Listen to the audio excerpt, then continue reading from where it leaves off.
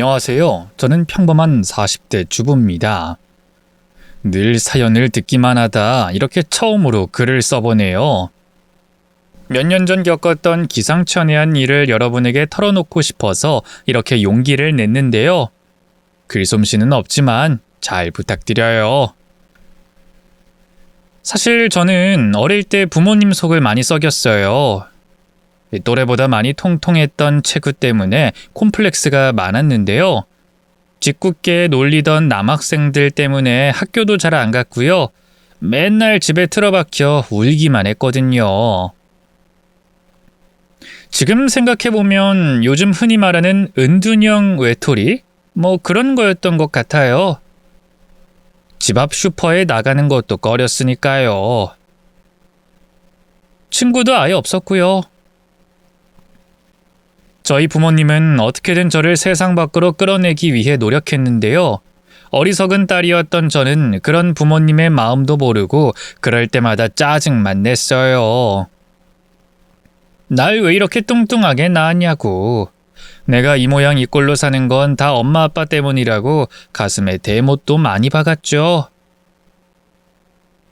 사실 제 나이 정도만 돼도 대부분 고등학교까진 다 나왔거든요. 근데 전 부끄럽지만 최종 학력이 중졸이에요.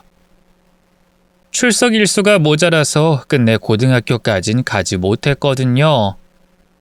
그러던 중에 제 인생을 바꾸는 사건이 일어났어요.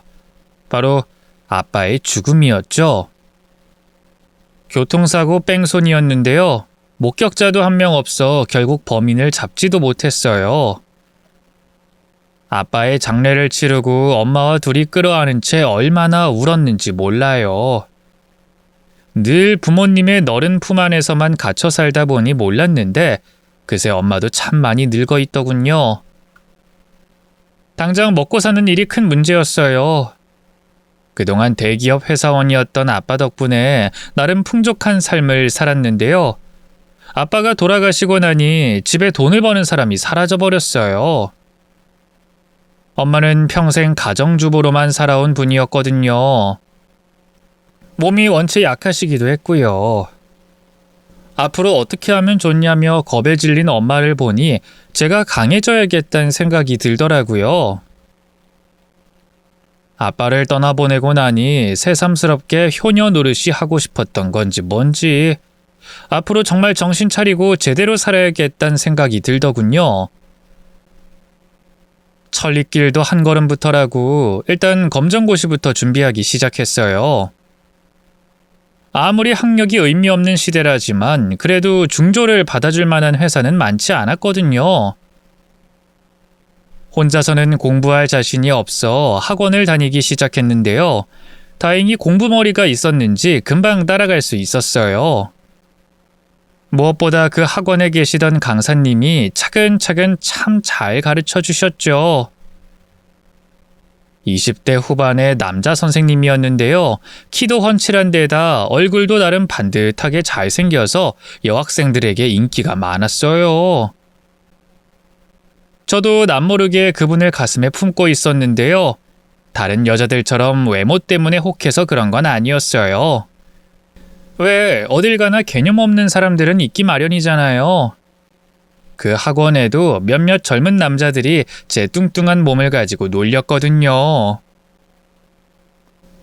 한 번은 선생님이 다 같이 먹으라고 피자를 시켜줬는데 한 조각 먹고 두 조각째 먹으려고 하니 한 남자가 갑자기 무안을 주더군요. 아이, 경희씨 그만 좀 먹어. 아이, 무슨 여자가 그렇게 많이 먹어? 아이, 그러니까 몸이 그렇지. 아이, 건강 생각 안 해? 야, 왜 먹는 거 가지고 그러냐? 경희씨 몸이 뭐 어디가 어때서? 야, 입은 삐뚤어졌어도 말은 바로 하자. 아이, 솔직히 너 저런 여자랑 사귈 수 있냐? 아유, 그건 좀 다른 문제지. 그러면서 자기들끼리 낄낄거리는데 어찌나 창피하던지요. 제가 중학교 때 반 남자애들한테 호되게 놀림당한 경험이 있어서인지 더욱더 수치스럽더라고요. 피자를 먹다 말고 그대로 굳어선 어쩔 줄 몰라 했는데요. 바로 그때 같이 앉아 피자를 먹고 있던 선생님이 벌떡 일어났어요. 그리고 그 남자들 앞에 가더니 갑자기 콜라를 쏟아버리더군요. 아이, 차가워! 아이, 선생님 지금 뭐 하는 거예요? 맞아요. 옷 다 젖었잖아요. 아유, 실례. 하도 쓰레기 같은 말만 짓거리길래 쓰레기통인 줄 알았지. 그러자 그놈들의 얼굴이 순식간에 새빨개졌고요. 주변에 있던 다른 사람들도 꼴 좋다는 듯이 웃음을 터뜨렸어요. 결국 그 인간들은 어버버거리다 그대로 강의실 밖으로 나가버렸죠. 옆에 있던 여학생들이 괜찮냐면서 저런 쓰레기들은 신경 쓰지 말라고 절 위로해 주더군요. 정말 얼마나 감동받았는지 몰라요. 무엇보다 저를 위기에서 구해준 그 선생님이 백마탄 왕자님처럼 보였죠. 그 뒤로 길고 긴 제 첫사랑이자 짝사랑이 시작됐어요. 그렇다고 제가 적극적으로 그 선생님한테 고백을 했다거나 데이트 신청을 한 것도 아니에요. 일단 저 스스로에 대한 자신감이 없기도 했고요. 제 상황 자체도 여유롭게 누군가를 좋아할 수 있는 상황이 아니었어요. 학원 다닐 땐 검정고시를 준비하느라 바빴고요. 검정고시에 합격한 뒤로는 취업 준비를 하느라 정신이 없었죠. 눈코 뜰 새 없이 바쁘고 치열하게 산 덕분일까요? 저는 제법 이름 있는 회사에 격리로 들어가게 됐어요. 나름 연봉도 괜찮았고 회사 사람들도 좋은 분들이었죠. 처음엔 일이 좀 서툴러서 이것저것 실수도 많이 했는데요. 반년 정도 지나니 능숙해졌어요. 사장님도 일머리가 있는 것 같다며 절 예뻐해 주셨죠. 엄마도 방에 틀어박혀 살던 딸이 취업하니 얼마나 기뻐하셨는지 몰라요. 하늘에 계신 아빠가 이걸 봤으면 정말 대견해했을 거라면서 눈물까지 흘리셨죠. 그런데 이 사람이라는 게 참 얄궂죠. 좀 먹고 살만해지니 자꾸만 그 사람이 생각나더라고요. 누구긴 누구겠어요. 제가 짝사랑하던 학원의 그 선생님이었죠. 그래도 워낙 뚱뚱한 제 몸 때문에 차마 연락할 생각을 못했어요. 여자로서의 매력이 하나도 없다는 걸 스스로 잘 알고 있었거든요. 그런데 하루는 회식 때 거하게 술을 마시고 그만 그 선생님한테 한밤중에 전화를 걸어버렸지 뭐예요. 여보세요? 누구세요? 안녕하세요 선생님. 저 경이에요. 한경이. 저 기억하세요? 아, 경희씨 오랜만이네. 당연히 기억하지. 그런데 이 밤중에 어쩐 일이야? 선생님, 저 선생님 좋아해요. 처음 학원 다닐 때부터 줄곧 좋아했어요. 언감생심, 오르지 못할 나무라는 건 아는데요. 저 한 번만 만나주시면 안 돼요? 선생님이 너무 보고 싶어요. 경희씨 술 먹었구나. 지금 어디야? 혼자야? 네, 저 지금 혼자 있어요. 땡땡 사거리 앞이에요. 와주실 거예요? 선생님으로서 혼자 있는 제가 걱정이 됐던 거였까요? 선생님은 군말 없이 그 밤에 바로 제가 있는 곳까지 와줬어요. 그리고 술에 취한 저를 자기 차에 태우고 집이 어디냐고 물어봤죠. 저는 그런 선생님에게 계속 좋아한다면서 울고불고 난리를 쳤어요. 지금 생각해보면 참 진상이었죠. 하지만 그땐 참 어렸으니까요. 누구나 젊은 시절 흑역사 하나쯤은 갖고 있는 거잖아요. 어쨌든 그날은 선생님이 데려다줘서 어떻게 집으로 갔는데요. 다음날 정신을 차리고 보니 너무 창피해서 미치겠는 거예요. 엄마는 해장국을 끓여주면서 다 큰 처녀가 어디 남자한테 엎혀 들어오냐고 제 등짝을 때리셨는데요. 지금 그런 게 문제가 아니었어요. 제가 선생님한테 좋아한다고 한 번만 만나달라고 울고불고 매달렸던 게 더 큰 문제였죠. 쥐구멍이 있다면 당장 숨고 싶은 마음뿐이었네요. 그런 제 마음도 모르고 그날 오후 선생님한테 연락이 왔어요. 속은 좀 어떻냐고, 괜찮냐고 물어보더군요. 어찌나 부끄럽고 죄송하던지요. 선생님, 정말 죄송해요. 어젠 제가 술에 너무 취해서 그만. 정말 뭐라고 말씀을 드려야 할지 모르겠어요. 너무 죄송합니다. 그러자 선생님은 껄껄 웃더니만 뜻밖의 말을 하더군요. 너무 죄송하면 오늘 만날까? 경희 씨가 맛있는 저녁 한 끼 사주면 용서해 줄게. 거절할 이유가 없었어요. 그날 퇴근하고 바로 선생님을 만나 함께 경양식 레스토랑에 갔어요. 비후가스를 썰면서 이런저런 얘기를 나눴는데요. 별거 아닌 소소한 일상 대화만 했을 뿐인데 왜 그렇게 즐겁던지요. 1시간이 1분처럼 지나가더군요. 후식까지 다 먹고 일어날 때 너무 아쉬울 정도였죠. 그런데 웬걸 그 이후로도 종종 선생님이 먼저 제게 연락을 해왔어요. 주말에 만나 같이 영화를 보고 밥을 먹기도 하고요. 놀이공원에 놀러 가기도 했죠. 여느 연인들처럼 말이에요. 그렇게 5번째인가 만났을 무렵 헤어질 때 선생님이 제 볼에 뽀뽀를 하더라고요. 그때 얼른 선생님에게 대놓고 물어봤어요. 우리가 무슨 사이냐고요. 그러자 선생님이 한 번 더 제 볼에 입을 맞추며 그러더군요. 무슨 사이긴 무슨 사이야. 이런 거 하는 사이지. 지금까지 그렇게 데이트를 여러 번 해놓고도 몰랐어? 그 말씀은 저희 사귀는 거예요? 선생님도 절 좋아해요? 그럼 좋아하니까 이렇게 시간 내서 경희 씨 만나고 이런 짓도 하는 거지. 대체 언제부터? 글쎄, 경희 씨가 술 먹고 내 앞에서 자기 좋아해달라며 주정 부렸을 때부터? 그 짓궂은 말에 바보같이 눈물이 왈칵 났어요. 꿈을 꾸는 기분이었죠. 그런 저를 보던 선생님, 아니 남자친구가 어이없다는 듯이 픽 웃으며 절 안아주더군요. 경희 씨 눈물이 왜 이렇게 많아? 이렇게 여려서 이 험한 세상 어떻게 살려고 그래?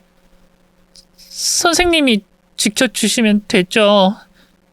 그러게, 내가 평생 지켜줘야겠네. 남자친구는 저보다 한참 연상이라 그럴까요? 늘 차분하고 여유롭게 절 이끌어줬어요. 비단 남녀 사이 문제뿐 아니라 제 삶의 전반적인 모든 문제에 차분하게 도움을 줬죠. 그런 남자친구를 어떻게 사랑하지 않을 수 있겠어요? 사귀면 사귈수록 저는 남자친구에게 푹 빠져들었고요. 결혼하고 싶다는 생각마저 들었죠. 하지만 그런 제 마음과 달리 남자친구는 좀처럼 결혼 얘기를 입 밖으로 꺼내지 않았어요.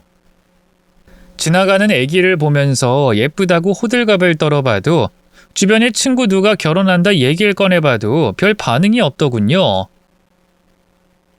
처음엔 그러려니 했는데요. 사귄 지 2년이 넘어가도록 그 모양이자 나중엔 서운하더라고요. 나와는 결혼할 마음이 없는 건가 싶어서요. 혼자 속만 끓이다 하루는 큰맘 먹고 남자친구에게 물어봤어요. 이번에도 술이 큰 역할을 했죠. 자기는 나 사랑하긴 해? 갑자기 그게 또 무슨 소리야? 아니 그렇잖아. 남자들은 연애하면 결혼하자는 말을 늘 입에 달고 산다는데 자기는 어쩜 나한테 그런 말은 한마디도 안 해? 나랑 결혼하기 싫어? 그러자 남자친구의 얼굴이 곤혹스러움으로 물들었어요. 정말 나랑 결혼하기 싫은 거구나 하는 마음에 왈칵 눈물이 쏟아지더군요. 어떻게 그럴 수가 있어? 난 그냥 놀이 상대였던 거야? 내가 자기에 비해 부족한 게 많아서 그래? 그게 무슨 말이야. 경희 네가 부족한 게 뭐가 있다고. 오히려 나 같은 놈한텐 네가 과분하지. 그럼 대체 왜 결혼은 싫다는 건데? 누가 너랑 결혼하기 싫대? 그게... 그러니까 실은... 한참을 망설이던 남자친구가 뜻밖의 말을 꺼냈어요. 그러니까 사실 난 경희야. 천에 고아야. 부모가 없어. 뭐? 그게 무슨 말이야? 자기가 고아라고? 태어날 때부터 버려져서 쭉 보육원에서 컸어. 날 낳아준 엄마 얼굴도 몰라. 전부터 너한테 계속 말하려고 했는데 네가 날 떠날까봐 겁이 나서 차마 말하질 못했어. 그동안 속여서 미안해. 남자친구는 죄인처럼 고개를 푹 숙였어요. 하지만 저는 속았다는 배신감이 들기보단요. 그동안 그런 큰 비밀을 숨기고 전전긍긍했을 게 안쓰러워 가슴이 미어지더군요. 그게 뭐 그리 대단한 흠이라고. 그걸 알면 내가 자기를 떠나기라도 할 줄 알았어? 바보같이. 자기가 고아든 아니든 그런 게 뭐가 중요해. 그런다고 자기가 다른 사람이 되는 것도 아닌데. 그렇게 말해줘서 고마워, 경이야. 나도 당연히 너랑 결혼하고 싶지. 근데 출신도 불분명한 나를 네가 또 네 어머님이 받아줄지 너무 걱정이 돼서. 그래서 차일피일 미루기만 했던 것 같아. 그럼 자기도 나랑 결혼하고 싶다는 거야? 그럼. 내 꿈이 애 셋 낳아서 시끌벅적한 가정을 꾸리는 건데. 남자친구는 고아로 외롭게 컸기 때문일까요? 자기 가정을 이루고 싶다는 욕망이 강한 사람이었어요. 저는 바로 엄마에게 남자친구를 소개했죠. 더는 결혼을 미룰 이유가 없었으니까요. 엄마도 처음엔 남자친구가 고아에 나이도 너무 많다며 못마땅해 하셨는데요. 남자친구를 한두 번 만나본 뒤로는 마음을 바꾸셨어요. 사람이 참 반듯하고 성실해 보인다고. 처자식 굶겨 죽일 걱정은 없어 보인다고요. 그렇게 그 해가 가기 전에 저는 남자친구와 식을 올렸고요. 정식으로 부부 사이가 됐습니다. 결혼 생활은 행복했어요. 남편은 연애 때와 마찬가지로 여전히 다정하고 어른스러웠고요. 저희 엄마한테도 참 잘했어요. 엄마는 괜히 신혼부부 방해하고 싶지 않다면서 따로 살겠다 하셨는데요. 저희 남편이 먼저 걱정된다면서 합가를 권했죠. 사랑하는 엄마와 남편, 그리고 이듬해 태어난 떡두꺼비 같은 아들까지. 돌이켜보면 그 시절이 제일 행복했던 것 같아요. 그런 저희 가정에 생각지도 못한 위기가 찾아온 건 어느 날 갑자기 나타난 남편의 친모 때문이었어요.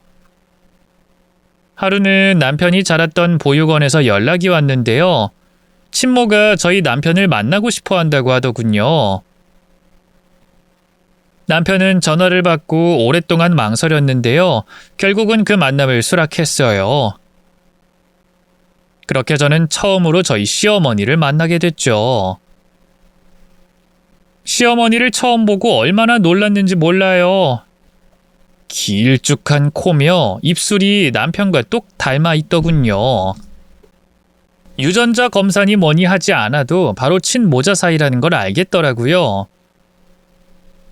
시어머니는 남편을 보자마자 펑펑 울면서 무릎을 꿇었어요. 아유, 어쩜 이렇게 잘 자랐어?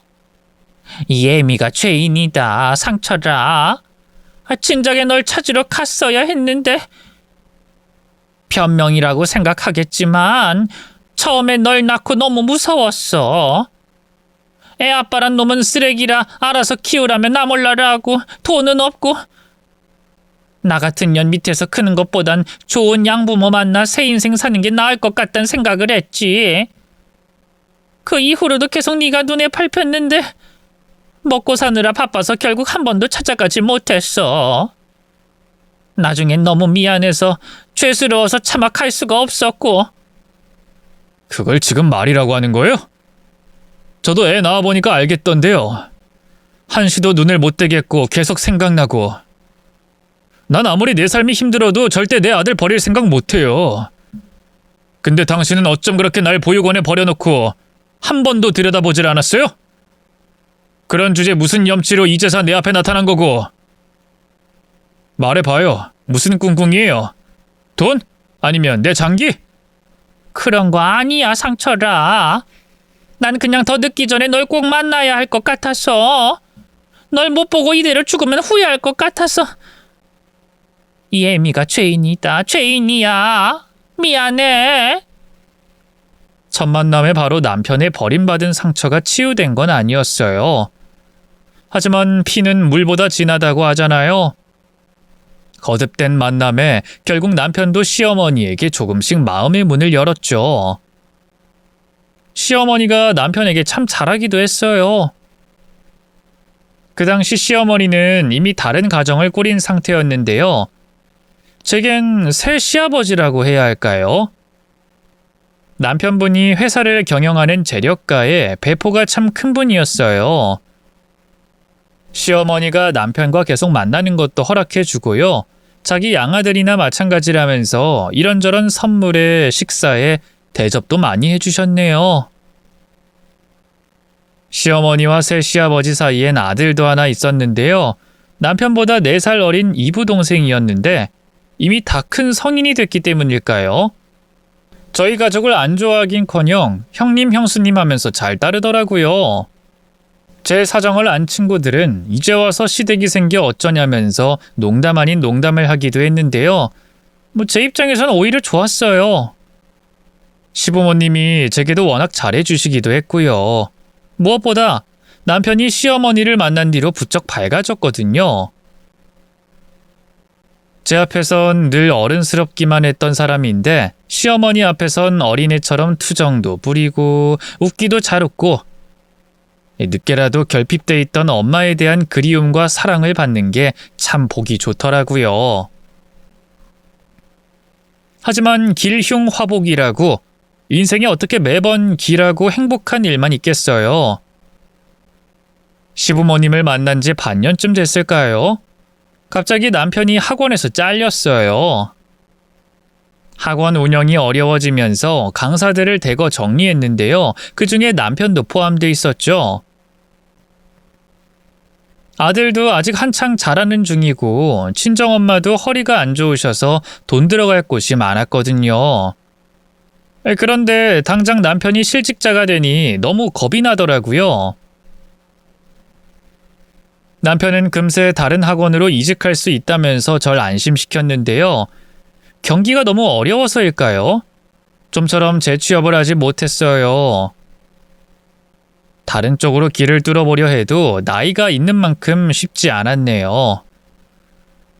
게다가 남편은 평생 강단에서 학생들만 가르쳤던 사람이라 이렇다 할 다른 기술이 있는 것도 아니었고요.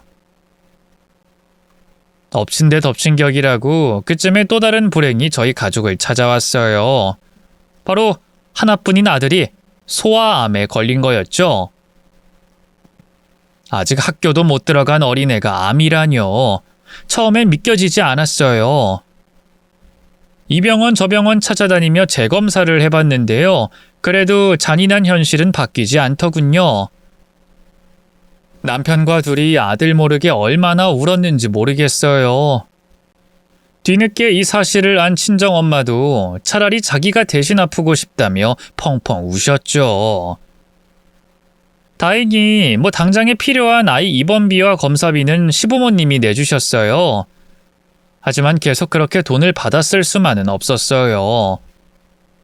시어머니가 주시는 거면 모를까 따지고 보면 새 시아버지 주머니에서 나온 돈인데 괴념치 말라 해도 아무래도 눈치가 보이더라고요. 남편 역시 마찬가지였고요. 몰랐는데 제가 위기가 닥칠수록 강해지는 사람이더라고요.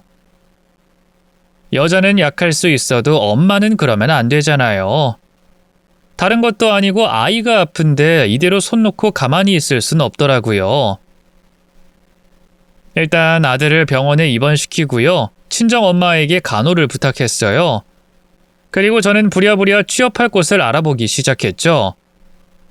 그 시대 여자들이 다 그렇듯 저도 결혼 후 바로 직장을 그만둔 상태였는데요.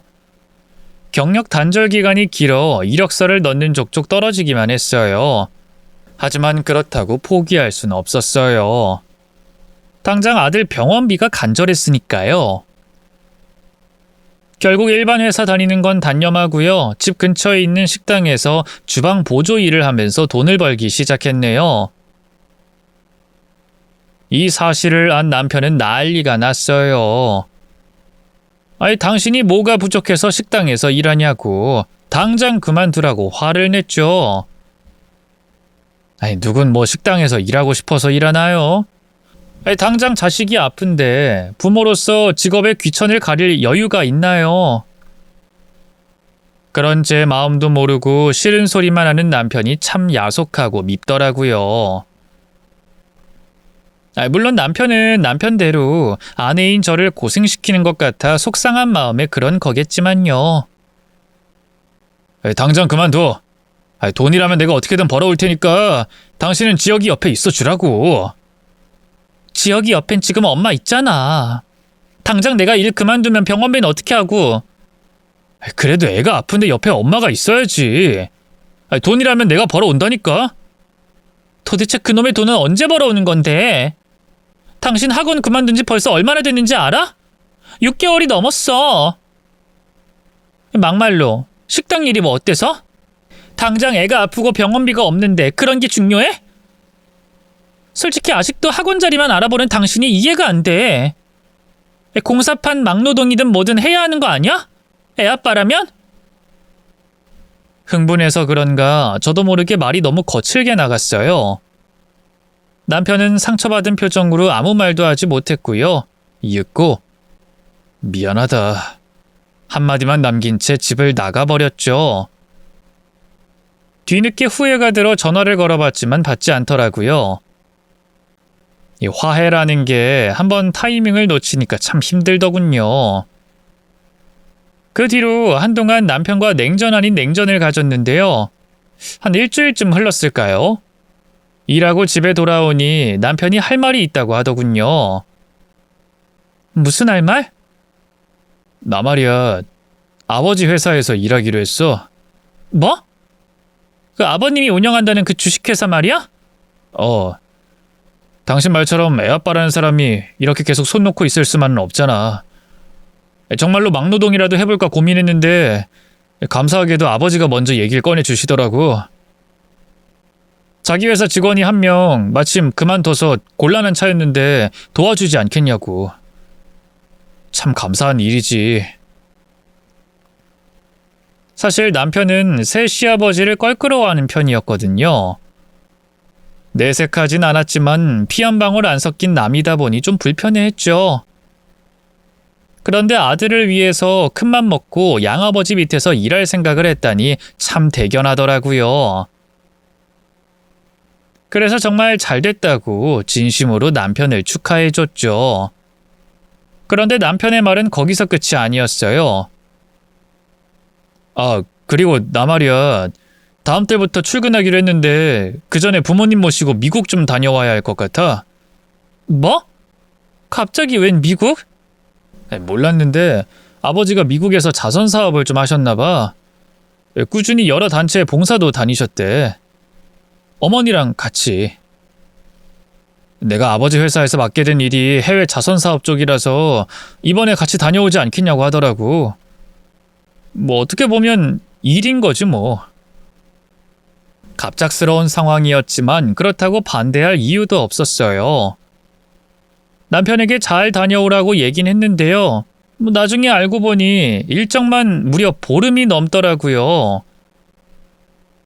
남편과 결혼한 이후 한 번도 떨어져서 자본 적이 없거든요. 근데 남편과 보름 동안 떨어져 있어야 한다고 하니 왠지 모르게 겁이 나더라고요. 마음이 영 싱숭생숭하기도 했고요. 그런 제 마음을 알았는지 남편이 모처럼 만에 웃더라고요. 당신은 애도 아니고 뭐가 그렇게 불안해. 하여간에 결혼 전이나 지금이나 겁 많고 걱정 많은 건 하나도 변하질 않았다니까. 내가 뭘. 그냥 당신 해외 한 번도 안 나가봤으니까 걱정돼서 그렇지. 우리 신혼여행도 제주도로 갔다 왔잖아. 당신 영어는 잘해? 가면 어머니 옆에 딱 붙어있어. 알았지? 그래, 걱정하지 마. 그냥 부모님 뒤만 졸졸 따라다니면 되는 건데 뭐. 근데 곧 당신 생일이잖아. 내가 미역국 끓여줘야 하는데 어떡하지? 며칠 뒤가 제 생일이었는데요. 공교롭게도 남편이 해외에 있는 기간과 딱 겹치더라고요. 됐어. 생일이야 매년 돌아오는 건데 뭐. 그래도 내가 매번 당신 생일에 빼먹지 않고 미역국 끓여줬었잖아. 미국 갔다 오면 꼭 끓여줄게. 알았지? 당신 내 미역국 좋아하잖아. 그래, 알겠어. 갔다 와서 끓여줘. 그 와중에도 제 생일을 챙기려는 남편이 참 고맙더라고요. 며칠 전 다툼으로 어색해져 있던 사이는 순식간에 원래대로 돌아왔죠. 이래서 부부싸움을 칼로 물베기라고 하는구나 싶더군요. 그런데 참 이상하죠. 남편 출국일이 가까워질수록 마음이 자꾸만 불안하더라고요. 결국 시어머니에게 슬쩍 연락해 남편을 잘 부탁드린다고 하니 걱정 말라며 웃으시더군요. 예, 내 아들인데 네가 왜 잘 부탁한다 만다 얘기를 하니? 좀 웃기다. 죄송해요. 전 그런 뜻으로 한 얘기는 아니고 그냥 그 사람 해외여행도 한 번 안 해본 사람인데 보름이나 미국에 있는다니 걱정이 돼서요. 미국이 총도 아무나 다 살 수 있고 그렇다면서요? 나랑 너희 시아버지가 있는데 무슨 걱정이야. 윤철이도 같이 가니까 걱정 말고 너네나 잘 보고 있어. 제 기분 탓일까요? 그날따라 유난히 시어머니의 목소리가 냉정하게 들리더라고요. 전화를 끊고 나서 내가 뭐 실수했나 복귀까지 했는데요. 그냥 제가 너무 예민한 탓이라 생각하며 넘겼네요. 그러지 말았어야 했는데 그땐 정말 꿈에도 몰랐어요. 지금까지 한 번도 겪어보지 못한 끔찍한 비극이 찾아올 줄은 말이죠. 며칠 뒤 남편은 시부모님 그리고 시동생과 함께 미국으로 떠났어요. 바쁜데 굳이 나오지 말라고 해서 공항까지 배웅은 못했는데요. 그래도 도착하자마자 바로 전화도 한번 했죠. 그때만 해도 지금처럼 인터넷이며 전화 기술이 발달하진 않았었어요. 그 이후로는 좀처럼 연락을 한 번도 못했어요. 무소식이 희소식이라고 그냥 잘 있겠거니 여겨야 했죠. 그렇게 하루 또 이틀 사흘 남편이 미국에 간 지도 3일이 흘렀는데요. 평소처럼 식당에 출근해 일하고 있는데 핸드폰이 울리더라고요. 친정 엄마인가 하고 받아보니 글쎄 시어머니였어요. 여보세요? 어머님? 어쩐 일이세요? 지금 미국 아니에요? 얘야, 이 일을 어쩌면 좋으냐? 글쎄 상철이가 시어머니는 계속 울기만 할 뿐 좀처럼 입을 열지 못했어요. 뭔가 일이 잘못돼도 단단히 잘못됐다는 생각이 들었죠. 지금 어디 계시냐 물으니 아니나 다를까 병원이라고 하더군요. 식당 사장님한테 상황을 설명하고 바로 병원으로 달려갔는데요. 남편이 제발 무사하기만을 숨만 붙어있기를 빌고 또 빌었는데 저를 맞이한 건 이미 싸늘하게 식어버린 남편의 주검이었어요. 넋을 놓고 울고 있던 시어머니가 저를 보자마자 횡설수설 말을 쏟아내더군요. 우리가 늘 봉사하러 가던 고아원이 있었는데 호텔에서 자려다 그냥 그날 거기서 하룻밤 자기로 했거든. 근데 그만 불이 났지 뭐니. 다들 급하게 대피했는데 하필이면 상철이랑 윤철이 방이 불이 났던 주방하고 제일 가까워서 어쩜 이럴 수가 있니? 어떻게 하늘이 내게 이럴 수가 있어? 우리 상철이 평생 버렸다는 죄책감에 시달리다 이제야 좀 애미 노릇 해보나 했는데 어쩜 아들 둘을 한꺼번에. 내가 전생에 대체 무슨 그리 큰 죄를 지었다고. 시어머니는 거의 오열하다시피 흐느꼈어요. 중간에 기력이 달리셨는지 혼절까지 했는데요. 저로 말할 것 같으면 그런 시어머니를 챙길 정신이 없었어요. 저는 저대로 남편을 잃은 충격이 미칠 것 같았으니까요. 남편은 불에 새까맣게 탄 상태였어요. 한쪽 손에 낀 결혼 반지만 아니면 남편이라는 걸 알아볼 수조차 없는 상태였죠. 그나마 남편은 불에 탄 시체라도 건질 수 있었지 시동생은 그마저도 찾지 못했다고 하더군요. 무슨 정신으로 남편과 시동생 장례를 치렀는지 모르겠어요.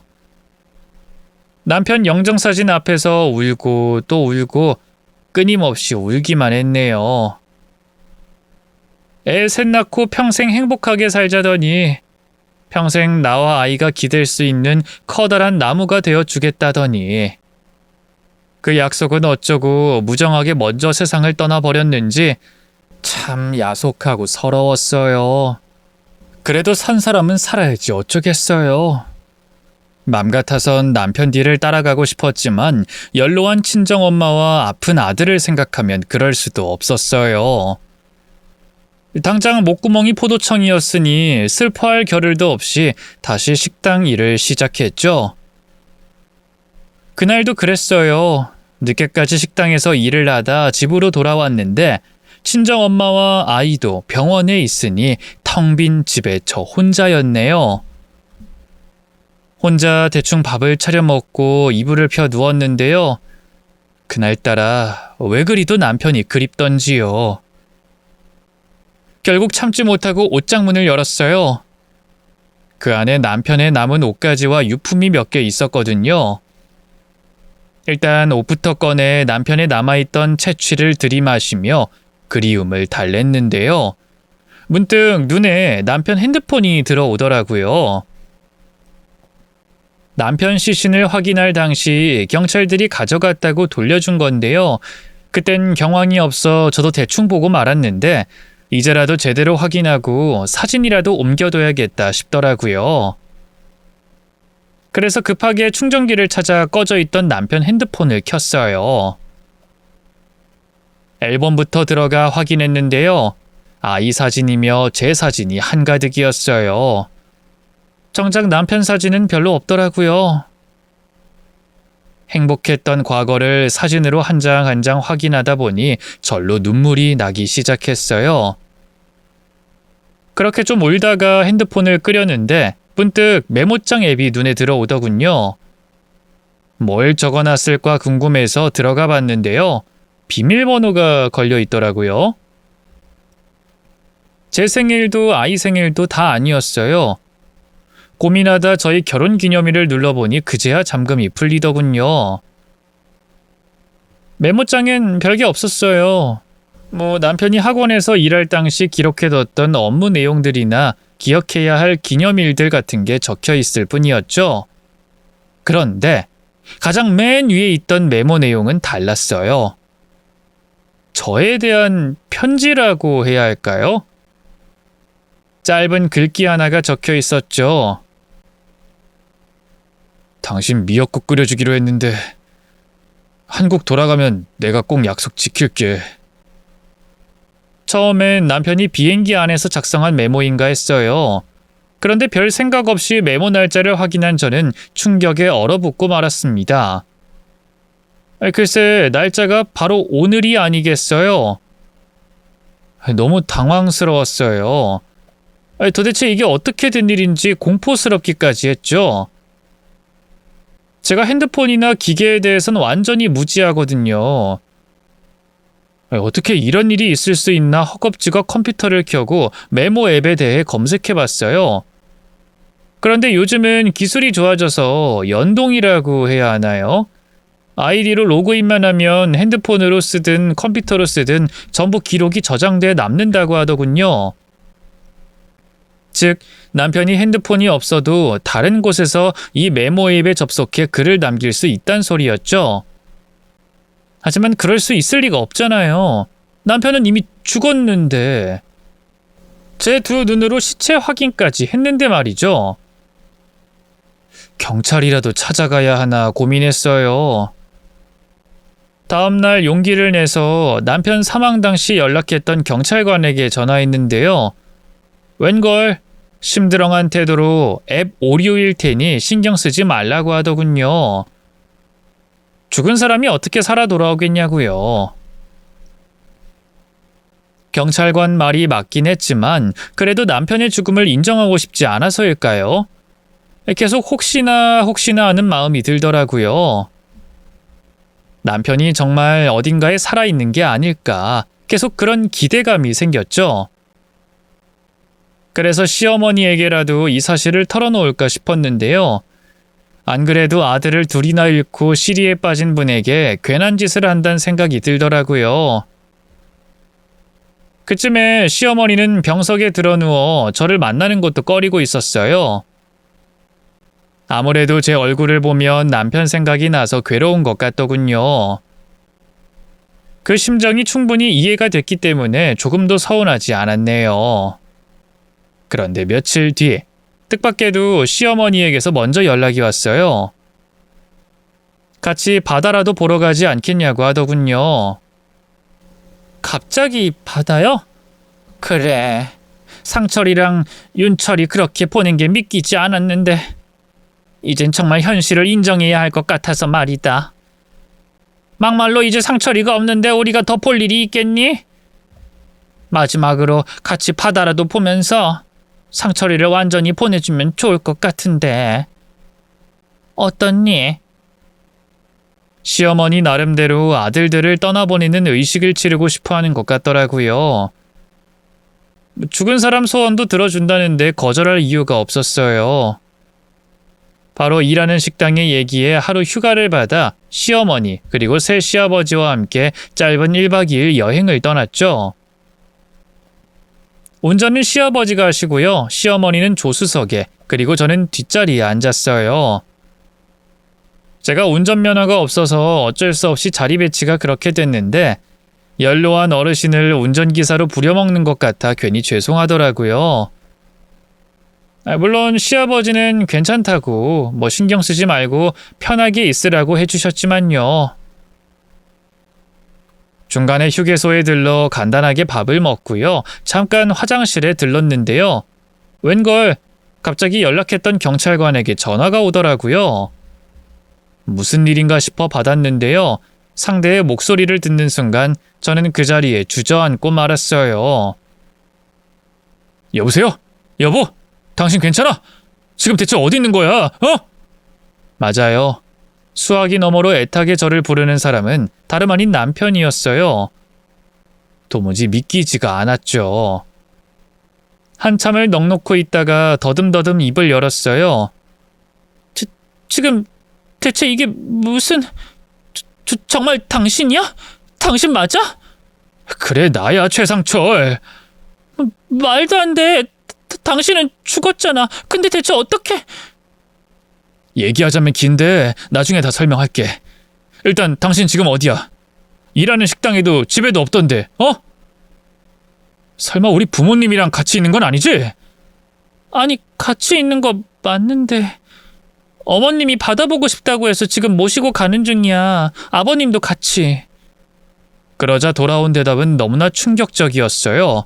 안 돼! 당장 돌아와! 그 인간들 살인자야! 나는 물론이고 윤철이까지 죽이려고 했다고! 뭐? 그게 무슨 말이야? 어머님이랑 아버님이 당신이랑 도련님을 죽이려고 했다고? 그래, 얼른 돌아와! 내가 경찰들한테 다 말했으니까... 아니다, 내가 갈게. 당신 지금 어디야? 남편의 입을 통해 듣게 된 진실은 너무나 충격적이었어요. 남편이 미국에 있는 그 고아원에서 잠을 자던 날 중간에 목이 말라 잠깐 밖에 나왔는데요. 때마침 정원에 나와 있던 시어머니와 새 시아버지의 대화를 듣게 됐대요. 끔찍하게도 고아원에 불을 질러 남편과 시동생을 죽일 계획을 세우고 있었다 하더군요. 목적은 다름 아닌 보험금이었어요. 몰랐는데 남편과 시동생 앞으로 어마어마하게 보험금을 들어뒀더군요.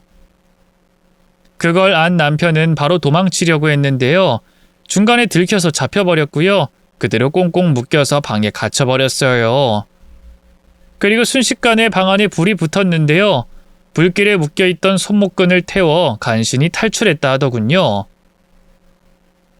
시동생은 결국 구하지 못했는데요. 나오기 직전에 기지를 발휘해 시동생 손에 자기 결혼 반지를 끼웠다고 해요. 혹시라도 자기가 살아있는 걸 알면 시부모님이 찾아내서 해코지를 할까 두려웠다고 하더군요. 그럼 왜 진작에 나한테 연락 안 했던 거야? 난 그것도 모르고 당신이 정말 죽은 줄로만 알았잖아.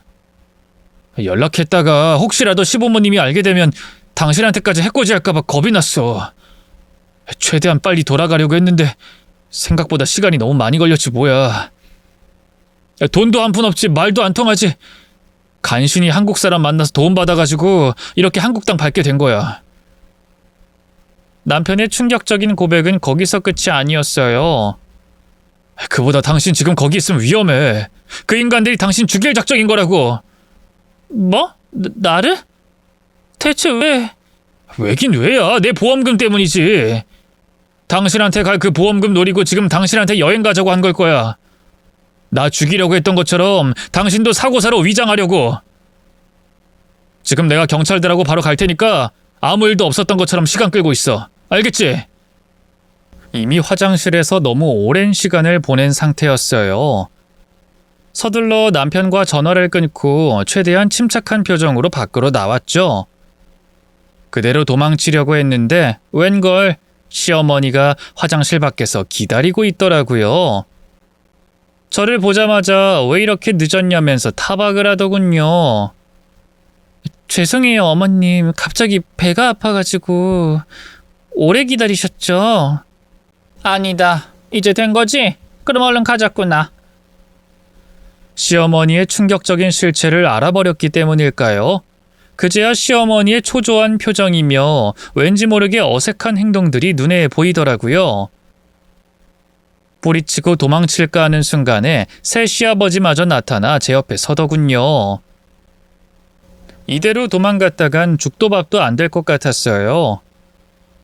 결국 어쩔 수 없이 다시 차에 올라탔는데요. 제가 타자마자 바로 차가 출발하는데 마치 지옥열차에 올라탄 기분이더군요. 두려운 일은 거기서 끝이 아니었어요. 갑자기 시어머니가 제게 병이 담긴 두유를 내밀더군요. 아까 휴게소에서 하나 샀다. 목마르지? 얼른 마셔. 아니에요. 전 괜찮아요. 어른이 주는데 자꾸 사양만 하는 것도 못 써. 얼른 받으렴. 마지못해 두유를 받았어요. 혹시 뭘 타지 않았을까 의심이 들었는데 아니나 다를까 뚜껑이 살짝 따져 있더군요. 이걸 마시면 끝이란 생각이 들었는데요. 시어머니가 수시로 뒤를 돌아보면서 제가 두유를 먹었는지 안 먹었는지 확인을 하더라고요. 왜 안 마시니? 내가 독이라도 탔을까봐? 아니요 어머님. 제가 사실 두유를 별로 안 좋아해서. 그래? 그럼 꿀물 먹을래? 제 말에 시어머니는 새로운 음료수를 건넸어요. 근데 그것도 뚜껑이 따져 있더군요. 결국 또 먹지 못하고 머뭇거리는데 시어머니의 눈초리가 뾰족해졌어요. 왜? 그것도 마음에 안 드니? 너 자꾸 이러면 나 서운하다. 비록 상철이가 그렇게 되긴 했지만 우리 아직 고부 사이 아니니. 내가 하나뿐인 며느리 생각해서 챙긴 건데 왜 안 먹어? 그래 어머마. 넌 모르겠지만 이 사람 성격 보통 아니다. 그냥 얼른 먹으렴. 결국 저는 마지못해 그 꿀물을 마실 수밖에 없었어요. 한 30분쯤 지났을까요? 갑자기 미친 듯이 졸음이 쏟아지더군요. 아무래도 그 꿀물에 수면제를 탄 것 같더라고요. 입 안쪽 살을 짓씹으면서 최대한 버텼어요. 그리고 다음 휴게소에 도착하자마자 바로 배가 아프단 핑계로 화장실에 달려갔고요. 그대로 입 안쪽에 손가락을 넣어 토하기 시작했죠. 먹은 걸 전부 다 개워내다 못해 위에까지 뱉어내고 나니 그제야 정신이 좀 맑아지더군요. 화장실 밖으로 나오니 이번에도 역시나 시어머니와 새 시아버지가 그 앞에서 기다리고 있었어요. 꼼짝없이 다시 잡혀 또 차에 올라탔죠. 토한 걸 내색하지 않으려고 그대로 잠든 척 눈을 감았는데요. 제가 완전히 골아떨어졌다고 생각했는지 시어머니가 문득 입을 열더군요. 어때? 약 잘 든 것 같지? 그러게. 그럼 이제 슬슬 시작해볼까? 아직이야. 여기서 좀 더 가면 우리가 파뒀던 그 갓길 나오거든? 거기서 작업 시작하자고. 가만히 들어보니 교통사고로 위장해 저를 죽일 작정인 것 같았어요.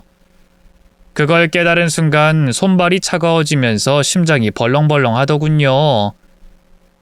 이대로는 남편과 경찰이 도착하기 전에 죽겠다는 생각이 들더라고요. 결단을 내려야 할 순간이었어요. 고민하던 저는 슬쩍 실눈을 뜨고 주변을 둘러봤어요.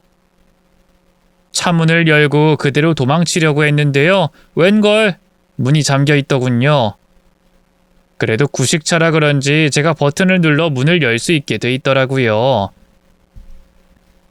그래서 자는 척 몸을 창문 쪽으로 기댔고요. 조금씩 손을 움직여 문을 열었죠. 어찌나 긴장했는지 순식간에 온몸이 땀으로 젖어들었고요. 손가락 끝이 벌벌 떨리더군요.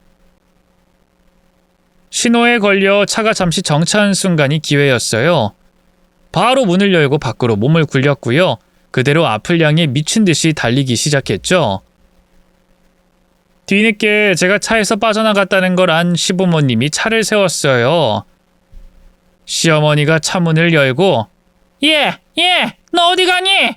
갑자기 왜 그러는 거야? 하고 저를 소리쳐 부르더군요. 저는 대꾸 없이 그저 계속 앞만 보며 달렸는데요. 그쯤 되니 시부모님도 제가 자기들의 정체를 눈치챘다는 걸 깨달았나 봐요. 시아버지는 고속도로라 급하게 운전석에 다시 올라탔고요. 시어머니가 미친 듯이 저를 쫓아오기 시작했죠.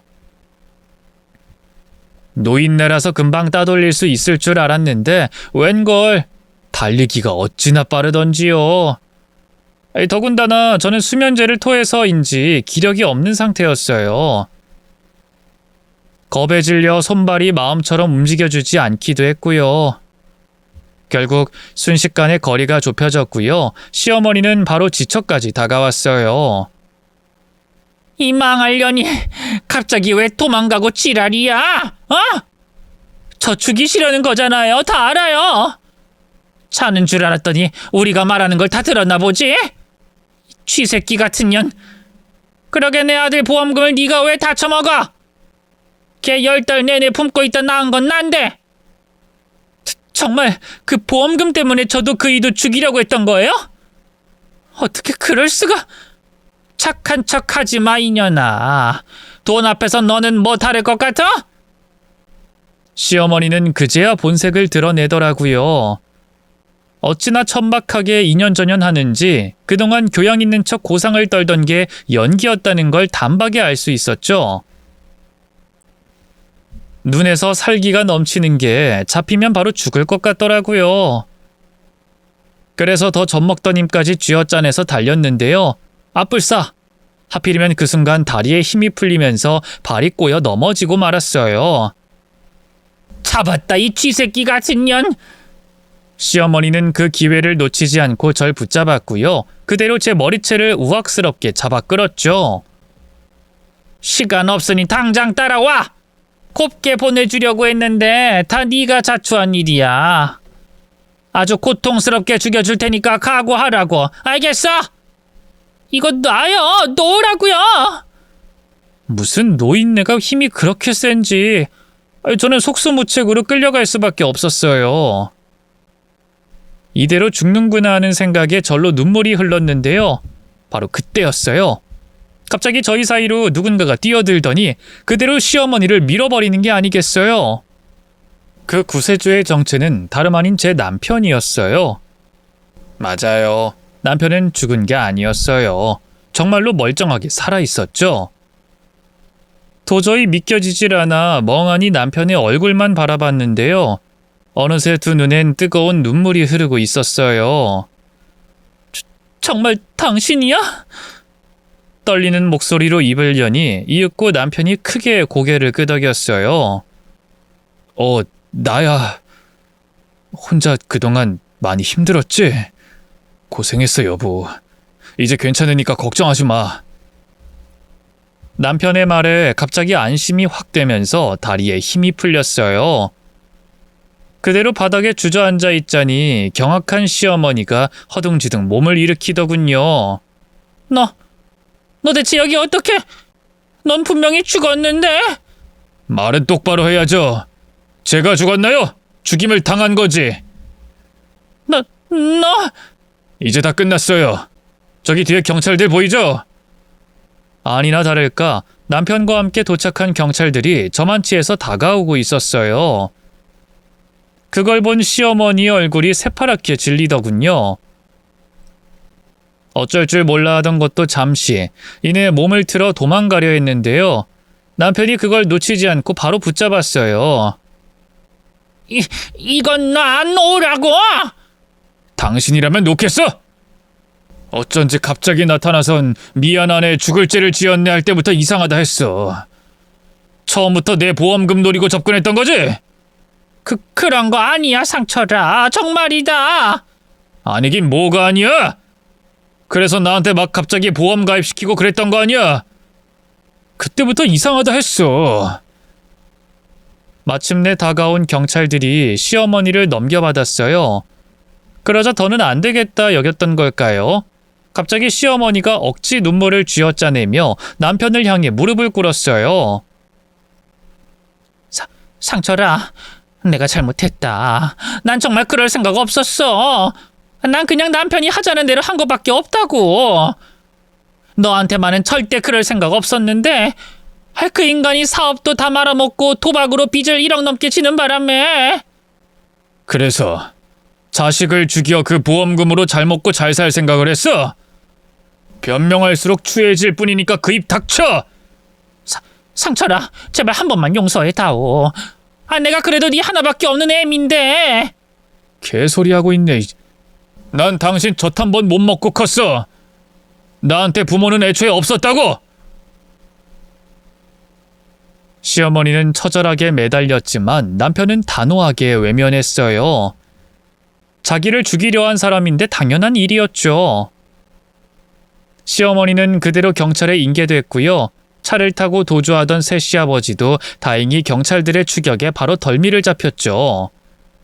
그 짐승만도 못한 인간들은 경찰 조사에서도 계속해서 죄를 인정하지 않았어요. 증거가 있냐면서 배째라는 식으로 나오더군요. 근데 증거가 왜 없겠어요? 실은 제가 차 안에서 잠든 척하고 있을 때 핸드폰으로 두 연놈의 대화를 다 녹음해둔 상태였거든요. 다행히 그게 증거로 인정이 됐고요. 지리한 법적 다툼 끝에 두 연놈은 실형을 선고받았죠. 재판 과정에서 드러난 진실은 생각보다 더 추악했어요. 알고 보니 시동생은 친자식도 아니었어요. 보육원에서 입양한 거라고 하더군요. 시동생에겐 남편만 죽이고 보험금을 나눠 갖는 걸로 속였다나 봐요. 참 간악한 인간들이죠. 게다가 둘 다 이미 전에도 여러 번 보험 사기를 친 전력이 있더라고요. 그 여죄까지 더해져서 둘 다 꽤 긴 형량을 선고받았고요. 지금도 교도소에 갇혀 있네요. 아마 저랑 남편이 다 늙고 호호 할머니 할아버지가 될 때쯤 복역이 끝날 것 같은데요. 그 전에 그 안에서 죽지 않을까 싶어요. 참 죄인들에게 어울리는 말로죠. 그 일로 남편은 한동안 많이 힘들어했어요. 한동안은 수면제가 없으면 잠도 잘 자지 못했고요. 상담 치료까지 받아야 했죠. 그래도 비온 뒤 땅이 굳어진다고 그 일 이후 부부 사이는 더 단단해졌고요. 아들도 무사히 병을 이겨내고 지금은 누구보다 건강해요. 남편이 학원을 그만두고 시작한 사업이 대박이 나면서 지금은 살림도 많이 폈는데요. 이렇게 글을 적고 나니 새삼스럽게 가족의 소중함을 더 느끼게 되는 것 같아요. 오늘은 남편한테 남사스럽지만 사랑한다고 말해줘야겠어요. 긴 얘기 들어주셔서 고맙습니다. 모두 건강하세요.